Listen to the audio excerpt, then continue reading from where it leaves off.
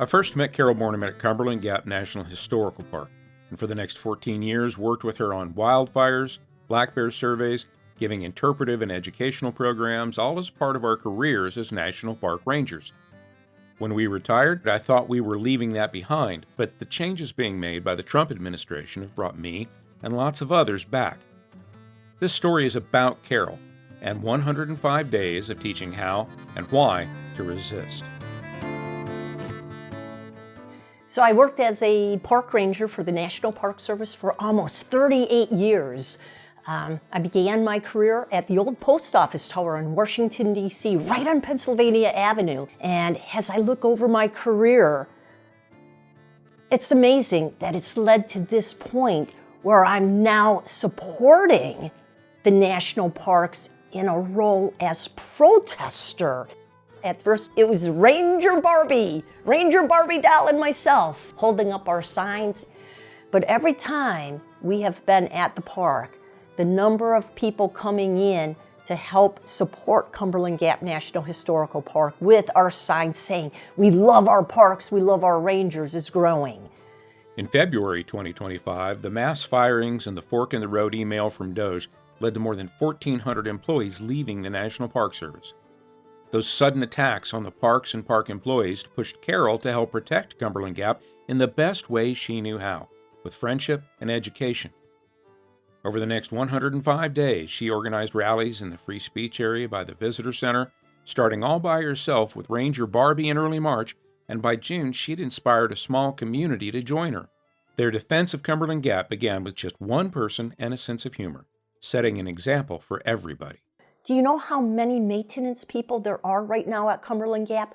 Five maintenance folks for 20,000 acres, 85 miles of hiking trail, 30 plus historic buildings at Hensley Settlement, 160 site campground. There are 5 maintenance employees. On most days, there might be 3 maintenance folks on staff. On weekends, there's 1 maintenance person on staff. He is cleaning all of those public restrooms.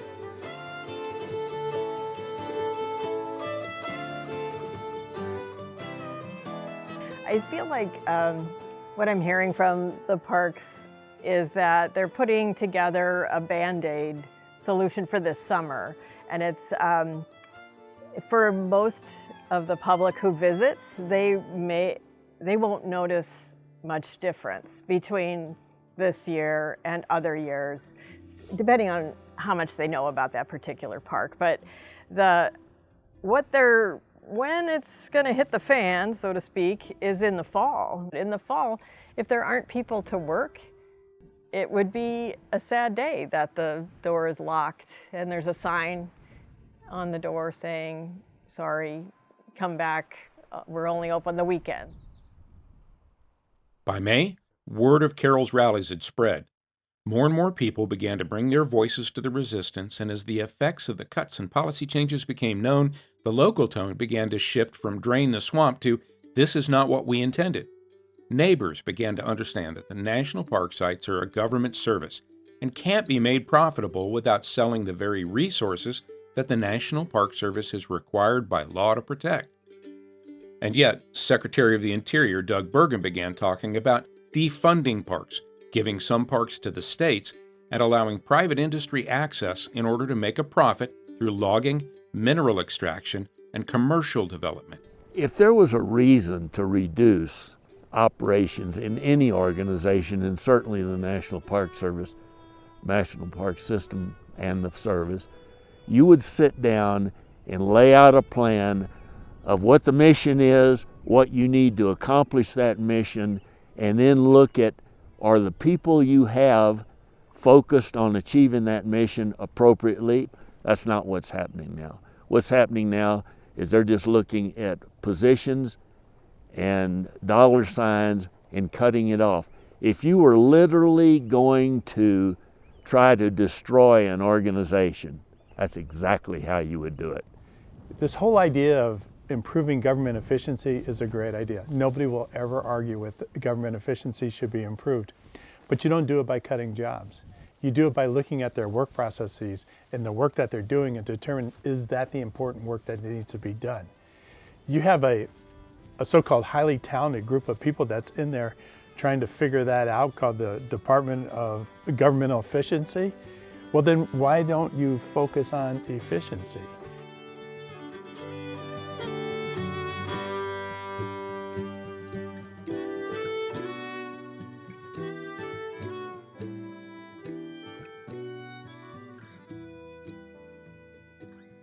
I mean, national parks are such a good return on your investment of your taxes. We provide 55 billion with a B dollars to American economy, to the U.S. economy, and that includes in gateway communities and the employees of the parks and the concessions employees, all of that wrapped together. And we only cost about $3.5 billion of your tax dollars to manage these places. So it's a great return on investment. And I don't usually speak about the dollars and that, but I think that in this case, because we're talking about efficiency in parks and that this is all about being efficient government, we have to be able to speak at that level. I don't think people understand that less than 1/15 of 1% of our tax money, of your tax money, goes to national parks. That's just a pittance, just a cents on the dollars. And when you look at Cumberland Gap, almost 800,000 visitors a year. Those 800,000 visitors come and we say, this is your park. By June, in spite of the administration's attempt to hide the statistics and control the narrative, uncomfortable facts were being gathered through crowdsourcing and people close to the park system. Visitation was increasing, but the combination of a hiring freeze, early retirements, and the firing of employees had now reduced the National Park Service permanent staff by 24%. The proposed 2026 budget would cut the NPS funding by 1/3, and the president stated his intention for further cuts, all coming after a decade of decreasing staff and funding in real dollars, and it drove out the current employees with no way to fill those vacancies. Meanwhile, the lack of staff and changes to purchasing and contracting caused delays to park repairs and maintenance, just as visitors were being encouraged to identify anything that didn't support the administration's version of American history. At Cumberland Gap, the park budget of $3.2 million brought 800,000 visitors and $24 million a year into the regional economy. The reality of those numbers was weighed against the White House idea of parks for profit. With almost 20% of the Cumberland Gap staff gone, Carol doubled down to organize a rally on the June 14th No Kings protest day that drew the biggest crowd yet. He's probably heard about Smoky Mountains, but he's never been there. When I heard the other day that there's 100 to 150 national park superintendents that are gone, 2,500 people total up today, 5 out of 7 of the regional directors are gone. A lot of the top management, the people that have the great experience and background in managing parks, they're gone. This is an absolute direct threat to being able to properly operate these areas. You know, our natural and cultural resources are at risk, and you really have to go back to what Congress asked us, and Congress, who represents the people, had asked us to take care of these resources in an unimpaired condition for the enjoyment of future generations. So they're not talking about us today, they're talking about the future. So how do you do that? You know, you got limited resources, and you got to figure out, well, what is it? Why was this park set aside? What are the important features of this park? And how do I protect them? Because when you're in the forever business, like the National Park Service, the forever business means you're trying to keep things intact so future generations can enjoy them. For 105 days, Carol Borneman brought people together, not just for today's parks, but for future generations. 105 days following her 38-year career and a seemingly small part of the forever business of the National Park Service. But it's no small thing, and it's not over. It's a demonstration of how we fight with truth and respect and a deep and abiding love for the places that we've set aside for everyone forever. We must give voice to the national park employees who have been told not to speak. We must give voice to the more than 330 million visitors each year who come to the national parks searching for recreation or inspiration or to touch some part of America's history. And in these times, we must fight by reminding our government that the national parks belong to us, all of us, and are not just a commodity in a transaction.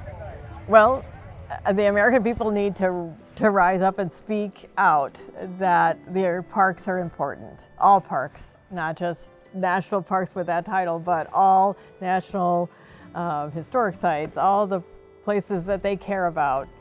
Sometimes we take it for granted. We shouldn't take it for granted, and right now we can't take it for granted because it's under threat, and there are people that are so focused, so well funded. They're not stupid, but they are determined to get these lands away from you and me. You know, we live in America. We live in the wealthiest country in the world. And if there isn't, well, let me put it to you this way. If America can't protect its heritage, if it can't tell its people's stories, and I mean all its people's stories about conservation and through history and cultural resources, then who can? Who can?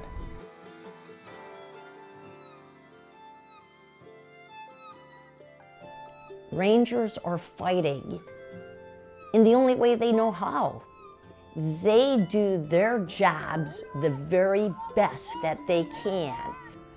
They're not there for themselves. They are here for all of us.